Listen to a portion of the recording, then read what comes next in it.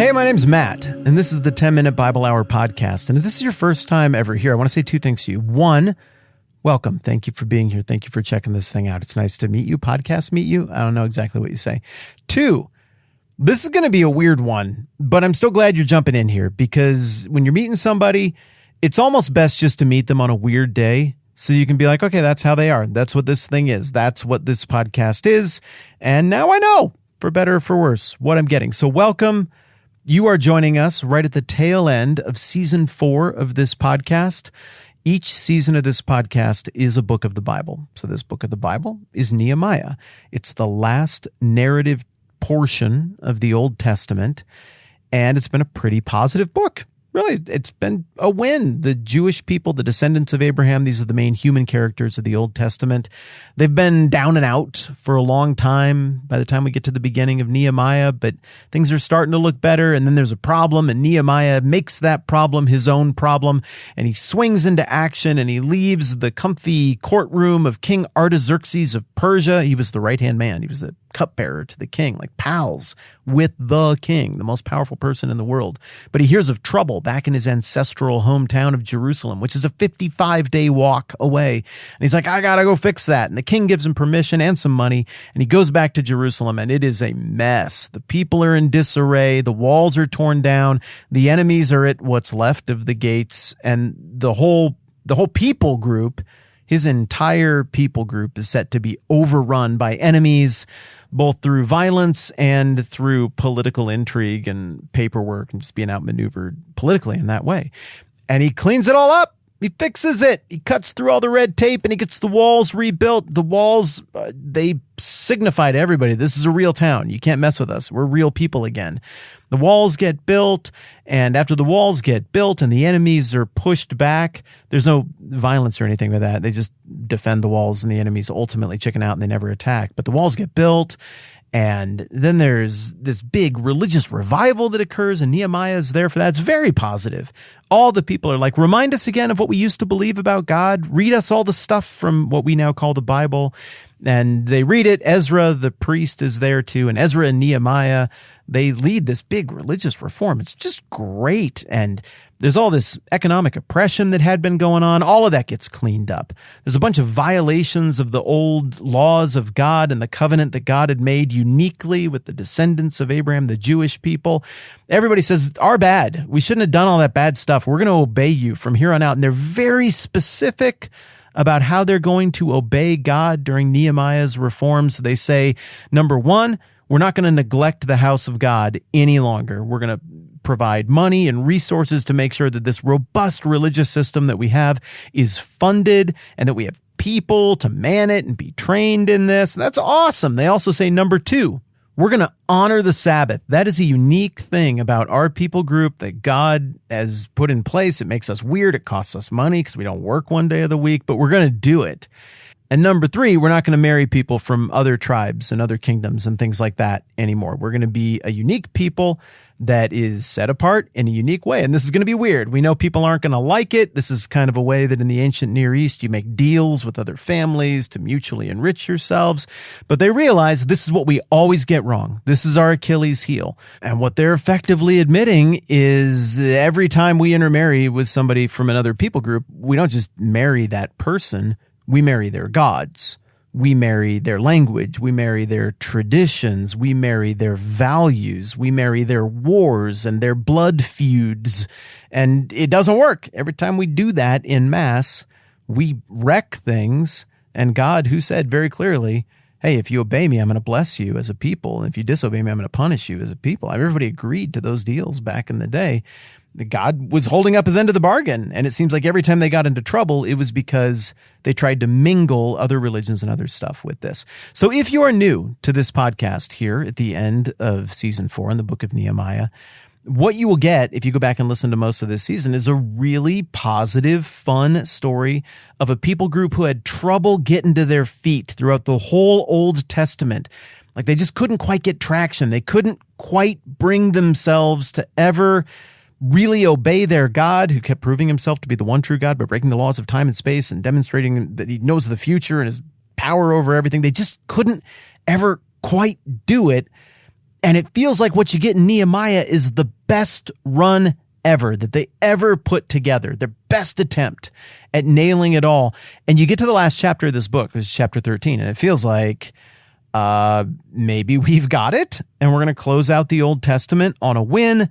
But then unfortunately, as you get into 13, you discover that all three of those things they said they were going to do, they are not doing, because Nehemiah went away for a little while, and as soon as he wasn't looking anymore, a whole bunch of people started to neglect the house of God. They started to dishonor the Sabbath, and they started to intermarry with their neighbors all over again, and everything started to fall apart.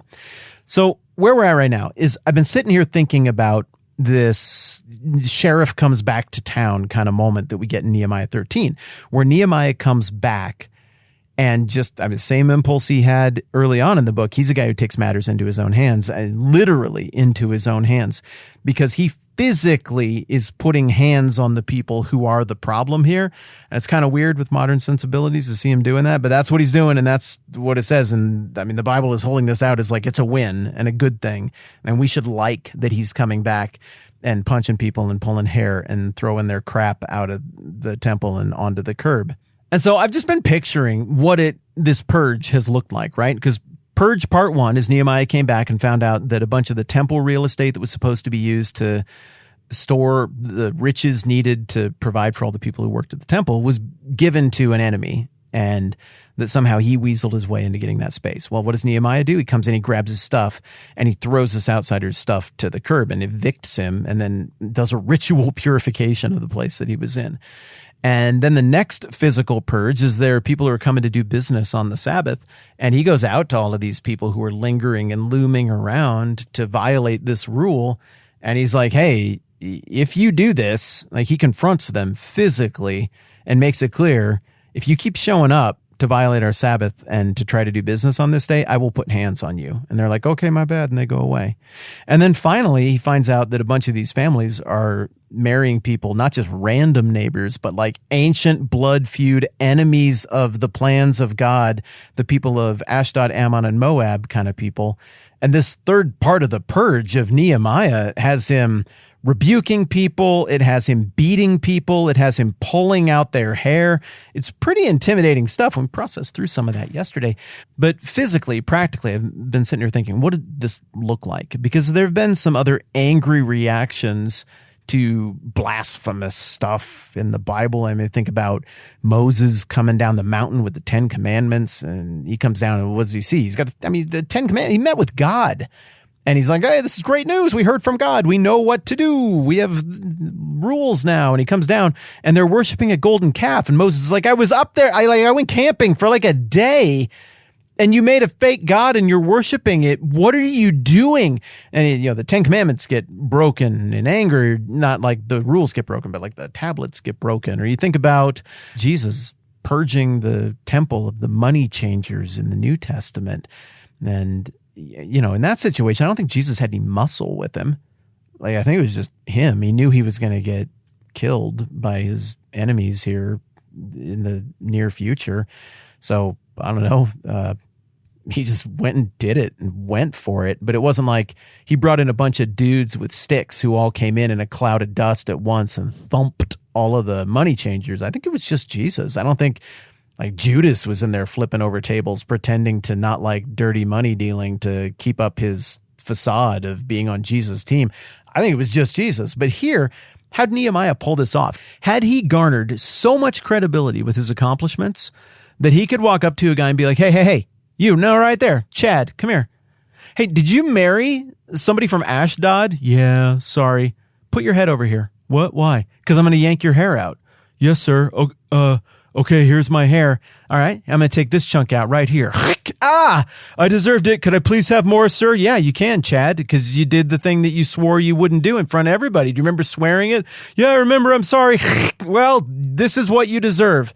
Or did Nehemiah show up with muscle? And I kind of think maybe it's a little bit of both. Like, I do think he had tremendous credibility, but I think he showed up with Persian muscle. And I think Nehemiah, as a symbolic gesture, probably did all of these things with his hands, but he had the king's guard, no doubt, on his side. And so when he showed up, he had the political credibility, He had the religious credibility. He had the ethnic credibility. He had the character credibility to be like, this is happening.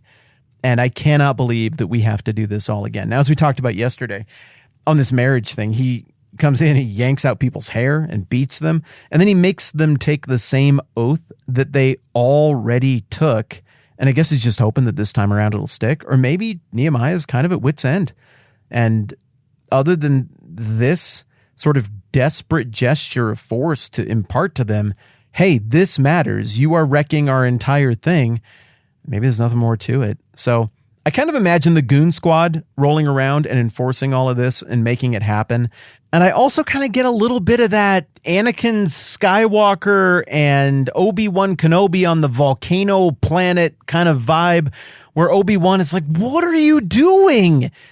You're supposed to defeat the Sith, not join them. Come on, you were my brother. Like, there's this personal expression of hurt and disappointment. Like, the guard is even kind of coming down a little bit here. And maybe I'll have to read you this part tomorrow. I guess I'm looking over here. We're a little ways into it. Yeah, I'm going to do the thing where I hit pause. And then tomorrow we're just going to pick it up right with really Nehemiah's last emotional plea. Here's your beating. Here's me throwing out your crap. Here's the purge. Here's all the muscle that I brought with me. But guys, all of that aside, listen to these words I am telling you. And that's what we're going to get, is Nehemiah pleading with people. So I say once again, if this is your first time here, it is so nice to meet you. And I am so glad that you came by to check out this really weird little corner of the internet where we pick a book of the Bible and we go straight through it one little bit at a time. And we don't even know how long it's going to take to go through a whole season. We just talk about it and we learn things and think about it and try to understand what these books are and get them, as we like to say, in our hip pocket. So if this is your first day, thank you for jumping in with this and for catching it on kind of a weird day. If you see somebody on a weird day, you kind of have a sense of who they are. So I think this is all great. Tomorrow we'll pick it up right where we left off, and I'll actually read parts of the Bible. Usually we read parts of the Bible. I don't know. I just didn't get to that today. So, all right, more Nehemiah 13 next time around. I'm Matt. This is the 10-Minute Bible Hour podcast. Let's do this again soon.